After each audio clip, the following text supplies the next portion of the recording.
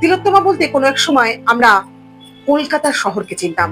আজ তিলোত্তমা বলতে আমাদের সামনে একটি নারী চরিত্র জলজল করে ওঠে, যে নারী চরিত্র সমাজের উজ্জ্বল নক্ষত্র হিসেবে কিন্তু পরিচিত হতে পারত, অথচ সমাজেরই কিছু নিকৃষ্ট শ্রেণীর মানুষ তাকে তিলে তিলে কষ্ট দিয়ে নৃশংসভাবে হত্যা করেছিল।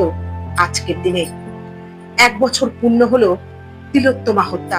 সাধারণ মানুষ কিংবা জনগণের কথাই যদি শেষ কথা হতো, তাহলে তিলোত্তমা হত্যার পর যে আন্দোলন জীবনে প্রথমবার সচক্ষে দেখেছি, তারপর কি সঠিক বিচার তিলোত্তমা কিংবা তার পরিবার বা সমাজের মানুষ হিসেবে আমরা পেতে পারতাম না? একজন ডাক্তার যে সমাজকে রক্ষা করে রোগ ব্যাধির হাত থেকে, সেই ডাক্তারই আমাদের সমাজে নিরাপদ নয়।